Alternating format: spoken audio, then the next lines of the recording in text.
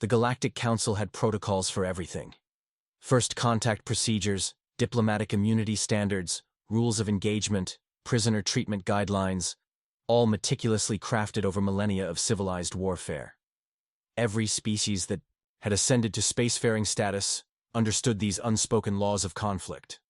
Every species, except humanity. Admiral Voss of the Terran Defense Fleet stood before the holographic displays aboard the TDF Relentless, watching the alien fleet approach. Earth's outer defensive perimeter, 300 vessels strong, the Cathari Dominion had come to claim what they called the third world of the Yellow Star, humanity's home. "Sir, incoming transmission from the Cathari flagship," reported Communications Officer Blake.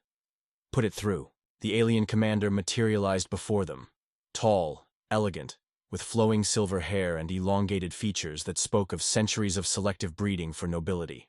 High Marshal Keith, according to intelligence reports. Primitive humans. Keth's voice carried the casual disdain of assumed superiority. "I am High Marshal Keth of the Cathari Dominion. Your world has been selected for incorporation into our empire. Surrender now, and your species will be granted the honor of serving as a labor class. Resist, and face total annihilation." Admiral Voss smiled, an expression that didn't reach his eyes. "High Marshal, I'm Admiral Voss of the Terran Defense Fleet. I have a counteroffer." "You dare negotiate with your betters? Leave now, and we won't hunt down every last one of your kind across the galaxy." The silence stretched for several heartbeats. Then Keth laughed, a sound like silver bells. "You have perhaps 50 vessels, to our 300. Your technology is primitive compared to ours. What could you possibly—" The transmission cut as Voss signaled the communications officer. "Blake, open a channel to all ships. Authorization Omega-7. "Sir, that's— do it." Blake's fingers hesitated over the controls. Omega-7 was the authorization code that meant one thing: total war. No Geneva Convention. No rules of engagement. No mercy. "Channel open, sir." Voss's voice carried to every human vessel in the system. "All ships, this is Admiral Voss. The Cathari have threatened our world, our families, our species. They expect us to fight like them. With honor, with rules, with mercy." His voice hardened. "They're about to learn that humans don't fight wars. We end them. Authorization Omega-7 is now in effect. Show them what happens when you threaten Earth." Across the fleet, captains received the message with grim understanding. The Cathari had studied human conflicts through intercepted transmissions. They knew about the formal warfare of the past century, the carefully observed rules of engagement, the humanitarian protocols. They expected a civilized battle between starfaring peoples. They had no idea what humans were capable of when survival was at stake. Captain Torres of the destroyer Savage was the first to act.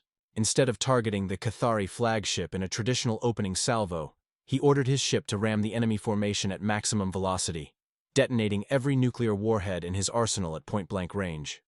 The Savage died in nuclear fire, taking 17 Cathari vessels with it. The alien fleet recoiled in shock. In 10,000 years of civilized warfare, no species had ever engaged in such a tactically unsound, utterly barbaric opening move. Ships were valuable. Trained crews were irreplaceable. The destruction of the Savage should have been a strategic disaster for the humans. Instead, it was the opening note of a symphony of violence that would echo across the galaxy. High Marshal. Keth stared at his tactical display in disbelief as human vessels began moving in patterns that defied all military logic. They weren't trying to win a battle. They were trying to cause maximum damage regardless of their own losses. "What are they doing?" he whispered. His tactical officer's voice trembled. "Sir, I don't think they're following any recognized combat protocols. They're fighting like what? Like they have nothing to lose." The battle for Earth had begun, and the Cathari were about to learn their first lesson about humanity. In war, humans follow no code. High Marshal Keith watched in growing horror as the human fleet dispersed into seemingly random patterns. Every tactical simulation his staff ran suggested the humans were committing strategic suicide. Their formations were loose, their movements erratic, their targeting priorities incomprehensible. "They're not protecting their command vessel," noted his tactical officer. pointing to the distant Relentless, which had moved to the rear of the human formation. Standard doctrine would place it in the center of a defensive screen. Perhaps they're inexperienced, Keth mused, then barked orders. All ships, advance. Target their largest vessels first. We'll demonstrate proper military technique.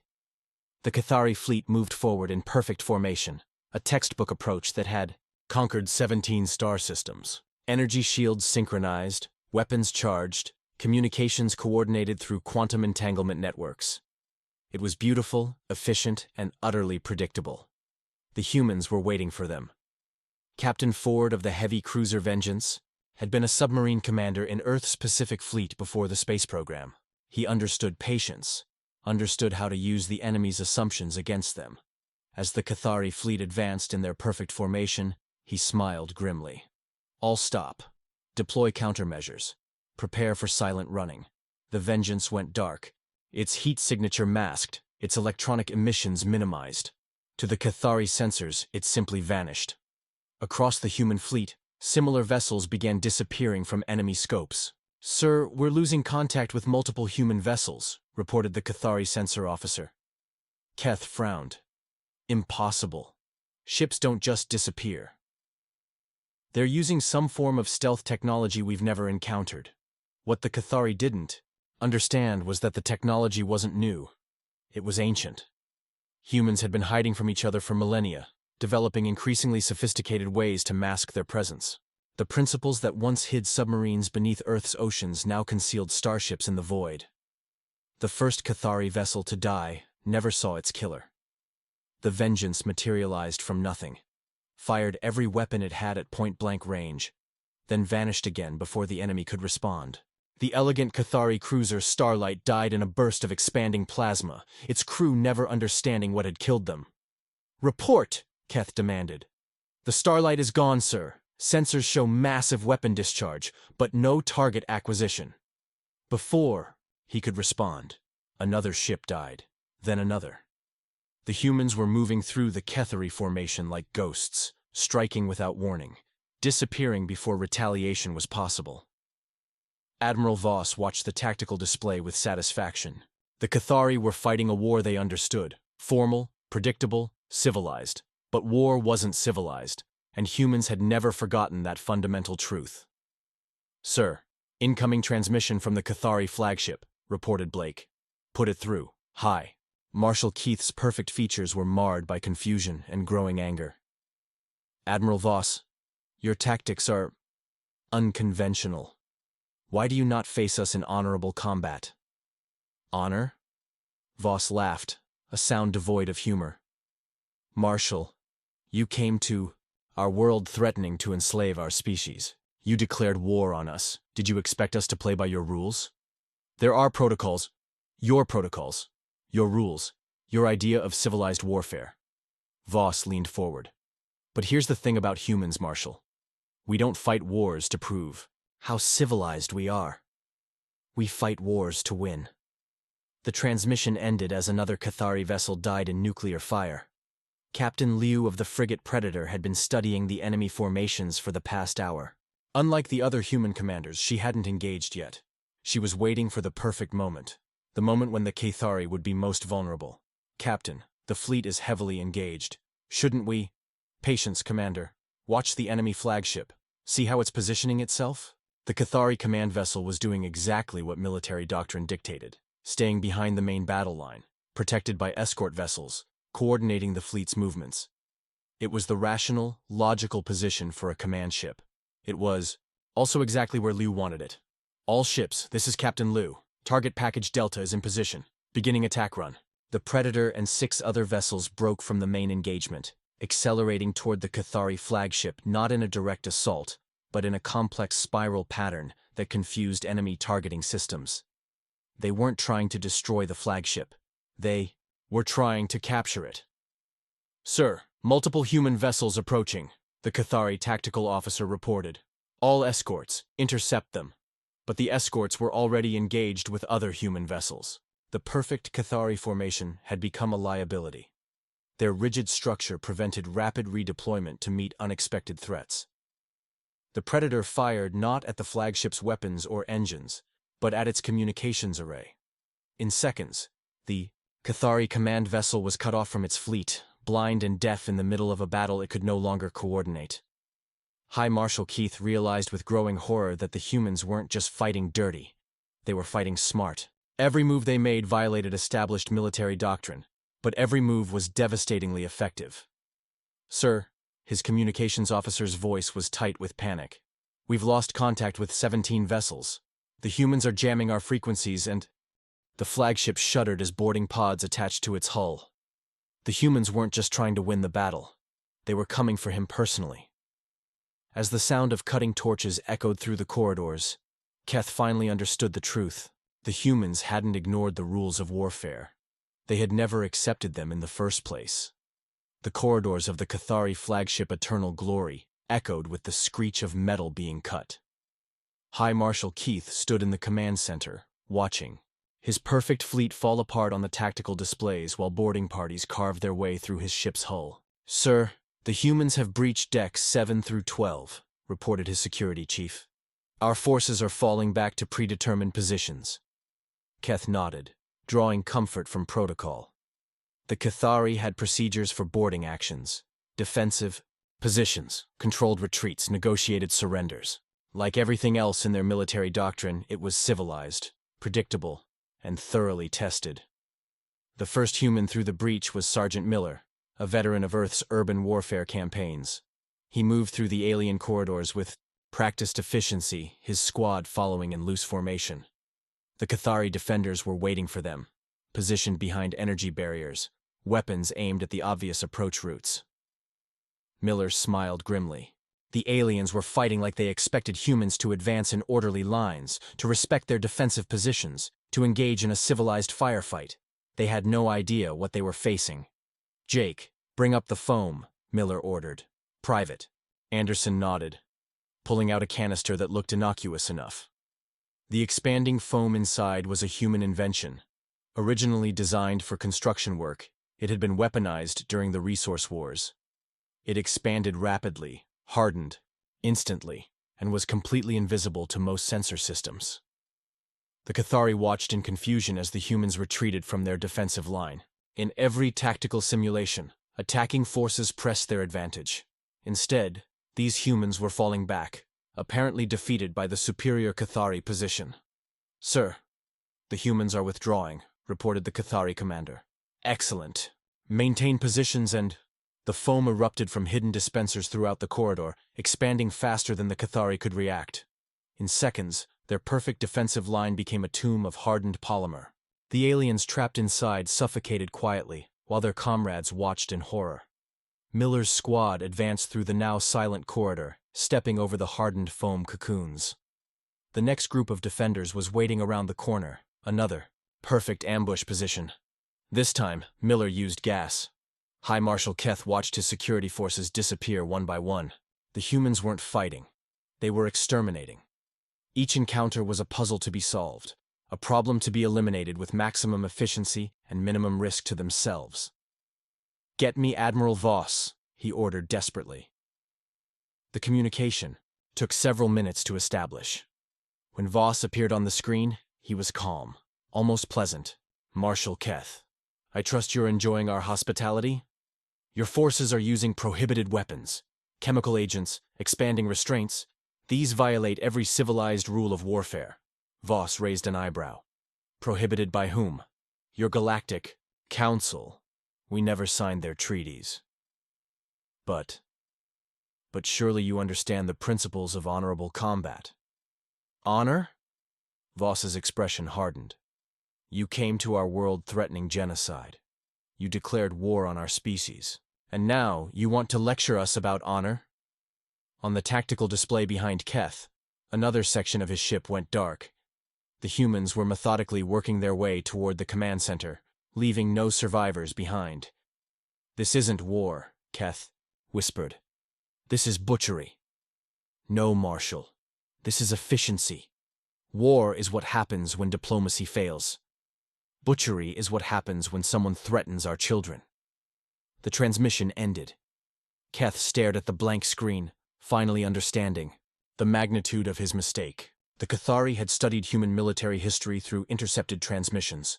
They knew about the formal battles, the rules of engagement, the humanitarian protocols, but they had missed the other kind of warfare humans practiced, the kind with no rules at all. Sergeant Miller reached the command center's outer defenses. The Cathari had established a final perimeter, force fields, automated weapons, everything their technology could provide. It was an impressive display, a testament to their advanced civilization. Miller studied the defenses for exactly 30 seconds, then made a single radio call. Captain Liu received the transmission aboard the Predator. "Understood, Sergeant. Stand by." She turned to her weapons officer. "Fire 1 kinetic penetrator, minimum yield. Target the command center's primary power coupling." The Predator's railgun fired a single tungsten rod at a fraction of light speed. It passed through the flagship's shields as if they weren't there, punched through 17 decks of advanced armor, and severed the main power conduit with surgical precision. The command center went dark. Force fields collapsed. Automated weapons shut down. In one stroke, the Cathari's final defense became useless metal. Miller stepped through the powerless barrier, his squad behind him. The Cathari command staff stood frozen in the darkness, their perfect technology reduced to expensive decorations. "Hi, Marshal Keth," Miller said politely. "You're under arrest." "On what charges?" Keth demanded, clinging to the last vestige of civilized procedure. Miller's smile was cold. Attempted genocide, threatening a civilian population, acts of war against the Terran system. He paused. And really pissing off the wrong species. As Miller's squad secured the command center, the battle outside continued. But it was no longer a battle, it was a demonstration. The remaining Cathari vessels found themselves hunted by predators they couldn't see, attacked by weapons they didn't understand, fighting an enemy that refused to follow any rules they recognized. Admiral Voss watched the tactical display with satisfaction. The Cathari fleet was breaking apart, their perfect formations dissolving into chaos. Some vessels were trying to retreat, others were attempting to surrender. A few were still fighting with desperate courage. It didn't matter. The humans had already won. Not just the battle, but something more important. They had shattered the Cathari's understanding of warfare itself. "Sir," reported Blake, "we're receiving surrender signals from multiple enemy vessels." "Accept them," Voss ordered. "But make sure they understand the terms." The terms were simple: complete surrender, immediate withdrawal from Terran space, and a promise never to return. The Cathari, faced with total annihilation, accepted without negotiation. As the surviving alien vessels began their long journey home, High Marshal Keth sat in the Relentless's brig, staring at the walls. His perfect fleet was gone, his reputation destroyed, his understanding of warfare shattered. The humans had shown him something terrifying, that all the rules of civilized combat were just agreements between civilized species. And when survival was at stake, humans could become very uncivilized indeed. The Galactic Council chamber hummed with tension as representatives from dozens of species gathered for an emergency session. At the center of the vast amphitheater, the holographic display showed the wreckage of the Cathari fleet. 300 vessels reduced to 47 survivors, all fleeing Terran space in complete disarray. Ambassador Wren of the Altaran Federation studied the tactical reports with growing unease. High Marshal Keth was one of their finest commanders. His fleet was equipped with the latest technology. How could a primitive species like humanity have achieved such a decisive victory? Perhaps primitive was an incorrect assessment, suggested Counselor Vex of the Theron Collective. Her serpentine form coiled nervously as she spoke. The humans' tactics were unusual. Unusual? Wren's feathers ruffled in agitation. They used chemical weapons, kinetic bombardment, and something called suicide ramming. These are not the tactics of a civilized species. The debate continued for hours, but the conclusion was inevitable. The Galactic Council had operated under certain assumptions for millennia. That all spacefaring species would naturally adopt civilized rules of warfare, that honor and efficiency were compatible, that there were lines no rational species would cross.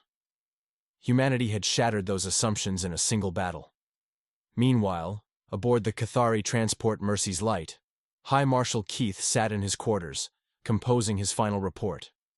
The words came slowly, each one an admission of failure that would end his career and possibly his life. "The humans do not fight as we fight," he wrote. "They do not seek glorious victory or honorable defeat. They seek only to survive, and they will use any means necessary to ensure that survival. We attacked them expecting a military engagement. Instead, we triggered something far more dangerous. We threatened their home." He paused, remembering the cold efficiency with which the human boarding parties had eliminated his crew. No torture, no unnecessary cruelty, but no mercy either. They had been exterminated like vermin, quickly and without emotion. Recommendation: humanity must be contained. Not conquered, contained. They are too dangerous to be allowed to spread beyond their home system. Any attempt to subjugate them will result in total war. And in total war, they will not be bound by our rules. The report was transmitted to the Kethari High Command, where it was read with growing horror. Within hours, it had been copied and distributed to every major power in the galaxy. The message was clear. Humanity was not just another primitive species to be conquered or ignored. They were something new, something dangerous, something that had to be stopped. On Earth, Admiral Voss stood before the assembled leaders of the Terran Defense Council. The holographic displays around the conference room showed the strategic situation, humanity's first victory against an alien power, but also their first step into a larger and more dangerous galaxy. "The Cathari won't be back," Voss reported. "Their survivors are spreading word about what happened here. Within a few months, every major power in the galaxy will know about us." President Clark leaned forward in her chair. "Is that good or bad, Admiral?" "Both," Voss admitted. "The good news is that no one will underestimate us again. The bad news is that no one will underestimate us again." Secretary of Defense Torres frowned. "Explain." "The Kethari attacked us because they thought we were weak.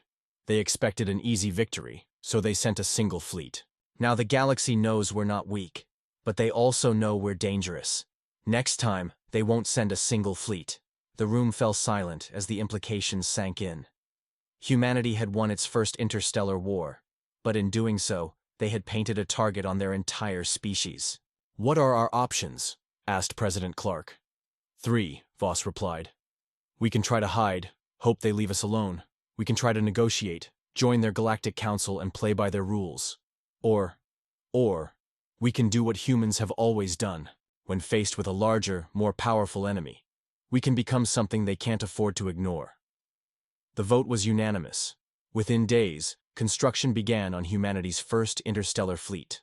Not exploration vessels or diplomatic ships, but weapons of war designed with one purpose: to carry humanity's particular brand of warfare to any star system that threatened Earth. The ships were built using principles the Galactic Council would have found abhorrent. No elegant designs or efficient layouts, just brutal functionality. Nuclear-powered, heavily armored, and equipped with weapons that violated every treaty the civilized galaxy had ever signed. Captain Ford, promoted after his performance in the Cathari battle, stood on the bridge of the first completed vessel. The Terror was not a beautiful ship. It was a weapon in the shape of a starship, designed by humans who understood that war was not a gentleman's game. "Sir," reported his executive officer, "we're receiving a transmission from the outer sensor. Grid. Multiple contacts, unknown configuration." Ford studied the tactical display. 47 ships, moving in perfect formation toward Earth. The survivors of the Kethari fleet, but these vessels looked different. Sleeker, more advanced. "Sir, they're broadcasting on all frequencies. Message is simple: surrender or be destroyed." Ford smiled.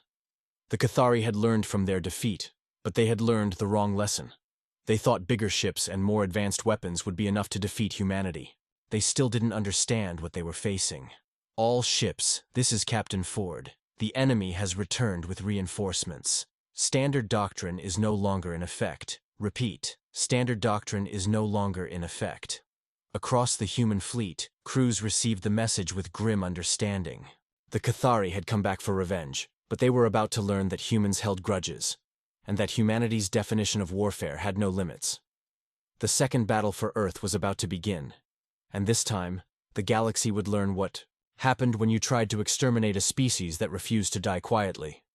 The Cathari return fleet was a thing of terrible beauty. 47 vessels, each one a masterpiece of military engineering, equipped with weapons that had taken decades to develop and shields that could withstand the heat of a star.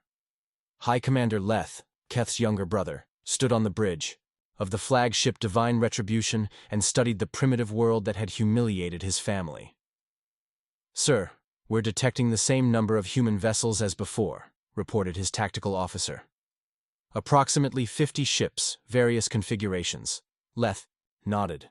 The humans hadn't reinforced their fleet, a critical mistake. His force was smaller than his brother's had been, but it was composed entirely of the Cathari's most advanced warships. Each vessel was worth 10 of the primitive human craft. "Open a channel to the human fleet," he ordered. Admiral Voss appeared, on the screen, looking exactly as he had during the previous battle. Calm, confident, utterly unimpressed by the alien fleet bearing down on his world. "High Commander Leth," Voss said before the alien could speak, "we've been expecting you." "Then you know why I'm here," Leth replied coldly. "My brother's fleet was destroyed through treachery and dishonorable tactics. I have come to avenge that dishonor. Your brother's fleet was destroyed because he threatened our world. You're about to make the same mistake he did." Leth's perfect features twisted with rage. "The same mistake? Admiral, I am not my brother. I have studied your tactics, prepared for your deceptions. My fleet is equipped with sensors that can penetrate your stealth technology, weapons that can track your fastest vessels. You cannot hide from us this time." "Hide?" Voss laughed. "Commander, who said anything about hiding?" The transmission ended. Leth stared at the blank screen, feeling the first stirring of unease. Something was wrong. The humans were too confident, too calm. They should be terrified, desperately trying to negotiate or flee. Instead, they were advancing. "Sir, the human fleet is moving toward us," reported the tactical officer. "They're not using any stealth technology. They're coming straight at us." Leth studied the tactical display in confusion. The human ships were indeed advancing in a direct line, no deception, no complex maneuvers. It was exactly the kind of straightforward attack the Cathari could easily counter. "Full battle formation," he ordered. "All weapons charged. We'll show them what proper military tactics can accomplish." The Cathari fleet spread into a perfect defensive wall, each ship positioned to provide maximum covering fire while minimizing exposure to enemy weapons. It was textbook military doctrine, refined over centuries of civilized warfare.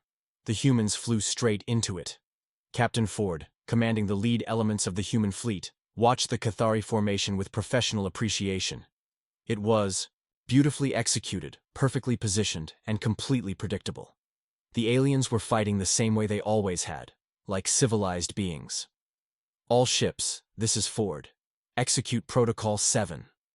Protocol 7 was new, developed specifically for this battle. It was based on a simple principle. If the enemy expected you to fight like a civilized species, become uncivilized. The human ships opened fire at maximum range, but not with conventional weapons. Instead, they launched thousands of small objects, bits of metal, chunks of rock, pieces of debris. To the Cathari sensors, they looked like missed shots or damaged weapon systems. "Sir, the humans are firing some kind of projectile weapons," reported the Cathari tactical officer. "Very primitive technology. Their accuracy is terrible." Leth smiled. "Let them waste their ammunition. When they close to effective range, we'll demonstrate proper gunnery." The small objects continued to fly toward the Cathari fleet. Most passed harmlessly through the formation, but a few struck the lead ships. The impacts were negligible. Tiny dents in advanced armor plating, easily absorbed by sophisticated shields. Then the objects exploded. Each piece of debris contained a small nuclear device, no larger than a human fist. They weren't powerful enough to damage the Cathari ships directly, but they weren't meant to. Instead, they released clouds of ionized particles that played havoc with advanced sensor systems. "Sir, we're experiencing significant sensor interference," reported the tactical officer. "I'm reading multiple false contacts, ghost images." "Compensate," Leth ordered. "Use backup systems." But the backup systems were also affected. The Cathari had built their fleet to fight other civilized species, enemies who would use sophisticated weapons that could be detected and countered. They hadn't prepared for crude nuclear devices that simply flooded space with electromagnetic noise. The human fleet continued its advance, now hidden behind a cloud of ionized particles. The Cathari fired blindly into the interference, their perfect formation becoming a liability as ships struggled to coordinate without reliable sensor data. Captain Ford smiled as his ship cleared the sensor cloud. The Cathari were exactly where he expected them to be, maintaining their formation, following their doctrine, fighting like civilized beings. They had no idea what was about to hit them. All ships, execute ramming speed. Target the command vessel. The human fleet accelerated toward the Cathari flagship, not in a complex tactical maneuver, but in a simple, brutal charge. The aliens, struggling with sensor interference, couldn't coordinate their defensive fire effectively. Leth watched in horror as the human ships approached at suicidal speed. All ships, concentrate fire on the lead vessels. Stop them. But it was too late. The human ships weren't trying to survive the attack. They were trying to cause maximum damage regardless of cost. Ship after ship slammed into the Cathari formation, each one detonating its entire nuclear arsenal at point-blank range. The Terror struck the Divine Retribution amidships, its captain timing the collision perfectly. The explosion tore through both vessels, killing everyone aboard in nuclear fire. But the Terror's sacrifice created a gap in the Cathari line that 3 more human ships exploited, ramming deep into the alien formation before exploding. In 15 minutes, the Cathari fleet lost 22 ships to human suicide attacks. The survivors found themselves scattered, their formation broken, their command structure in chaos. "Sir, we need to withdraw," urged the tactical officer. "Our losses are unsustainable." Leth stared at the tactical display, unable to comprehend what he was seeing. Military doctrine stated that no rational commander would sacrifice his entire fleet in a single engagement. Ships were valuable, crews were irreplaceable, tactical assets were to be preserved whenever possible. The humans had ignored all of that. They had fought like berserkers, like madmen, like a species that valued victory more than survival itself. "Sir, the remaining human ships are regrouping for another attack," reported the sensor operator. Leth looked at the display. Half the human fleet was gone, but the survivors were already moving into position for another suicidal charge. They showed no sign of stopping, no indication that they understood the concept of acceptable losses. "All ships, emergency jump," he ordered. "Full retreat." The surviving Cathari vessels fled, leaving their dead behind. As they jumped to hyperspace, carrying news of their second defeat, Leth finally understood what his brother had tried to warn them about. Humans didn't fight wars to prove their honor or demonstrate their superiority. They fought wars to win, and they would pay any price to ensure victory. In their hands, warfare wasn't a civilized competition between equals. It was a tool of species survival, and they wielded it without conscience or restraint. The second battle for Earth was over, but the war for humanity's future had just begun. Word of the Cathari's defeat would spread through the galaxy, carrying a simple message. Humanity was not just dangerous, they were apocalyptic. An apocalyptic species could not be allowed to spread beyond their home system. The galaxy was about to learn what happened when you tried to cage a predator that had already tasted blood. The emergency session of the Galactic Council was the largest in recorded history. Representatives from over 200 species packed the Great Chamber, their forms ranging from the ethereal Christine to the massive Boulder Lords. Despite their differences, they all shared one common fear: humanity. Ambassador Wren of the Alteran Federation stood at the central podium, his ornate robes rustling as he addressed the assembly. "Fellow beings, we face an unprecedented crisis. The humans have now defeated 2 separate Cathari fleets using tactics that violate every principle of civilized warfare." The chamber erupted in concerned whispers.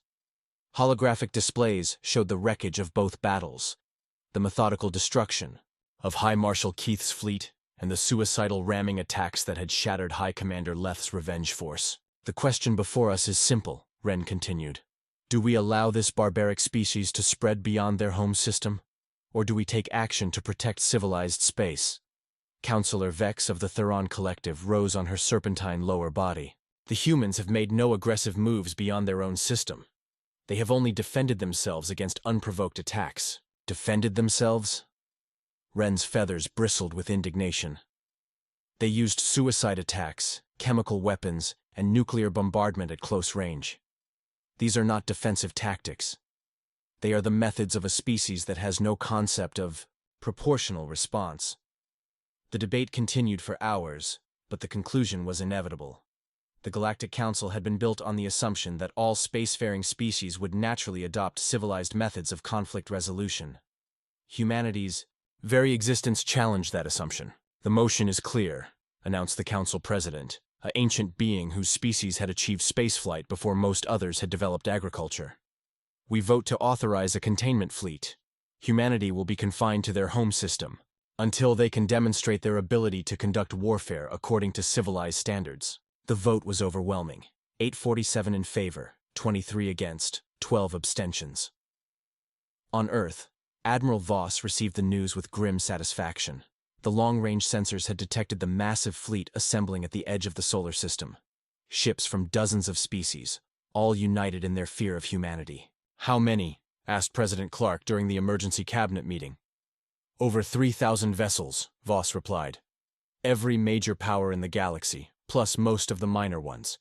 They're calling it the containment fleet." "Secretary of Defense?" Torres leaned forward. "Can we fight them?" "Not conventionally," Voss admitted. "They outnumber us 60 to 1, and their technology is more advanced than anything we've seen. In a straight fight, we'd lose." "Then what do you recommend?" Voss smiled, an expression that never failed to unnerve his civilian colleagues.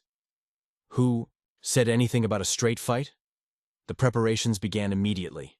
Every human ship was recalled to Earth, but not to form a defensive line around the planet. Instead, they were dispersed throughout the solar system, hidden among asteroids, disguised as space debris, or simply powered down to avoid detection.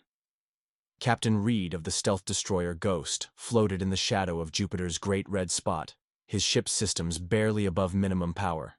Around him, invisible to any sensor, were 15 other human vessels, all waiting for the signal to begin humanity's most audacious gambit.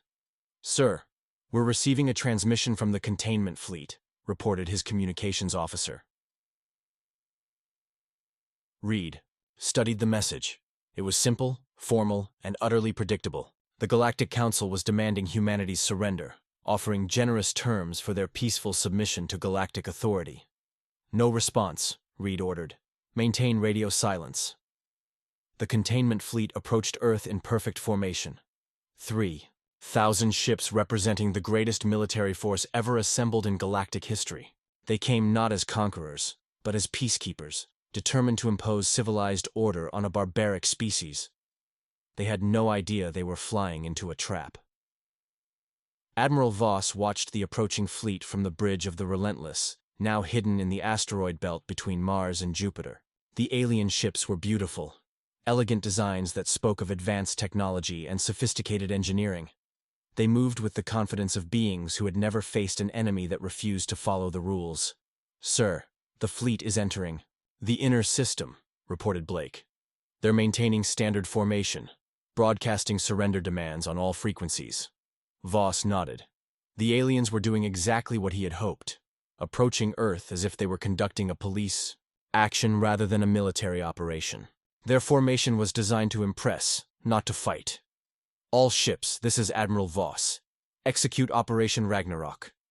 Across the solar system, human vessels received the signal and began to move.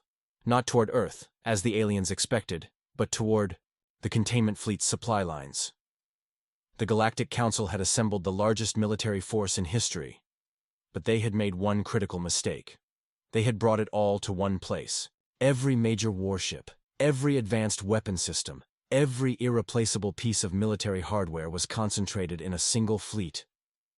Captain Morrison of the heavy cruiser Devastator received her target coordinates and smiled grimly. The alien supply convoy was exactly where intelligence had predicted. 300 ships carrying fuel, ammunition, and spare parts for the massive fleet.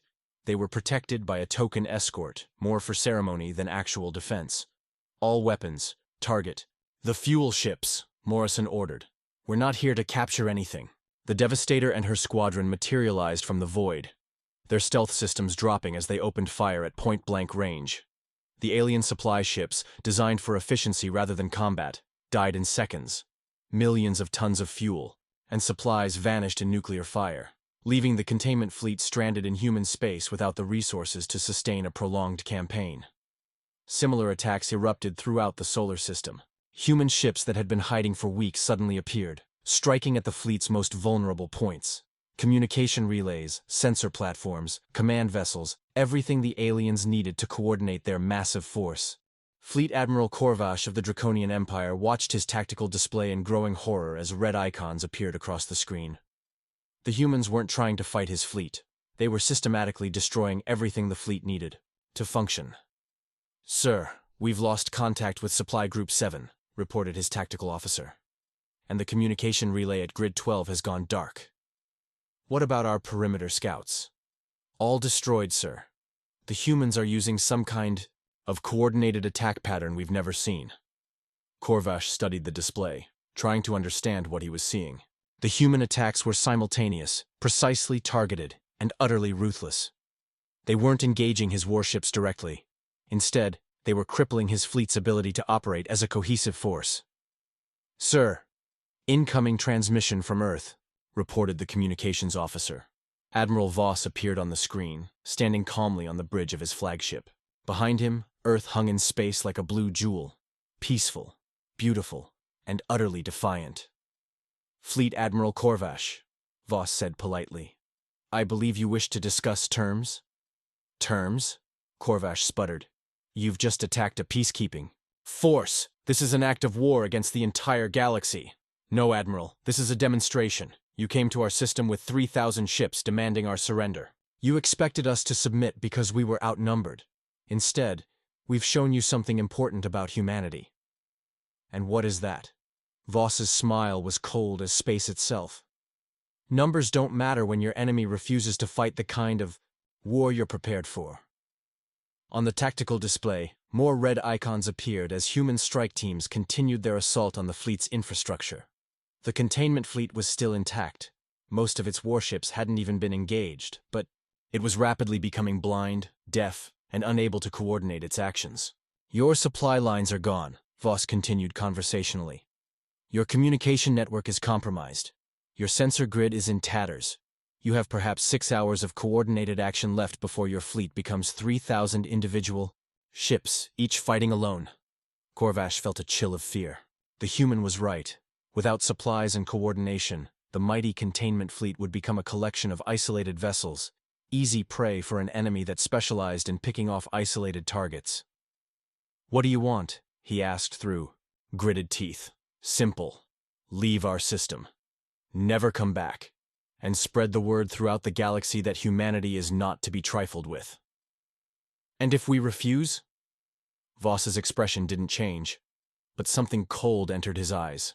"Then we'll show you what humans do to enemies who threaten our home. And Admiral, you really don't want to see that."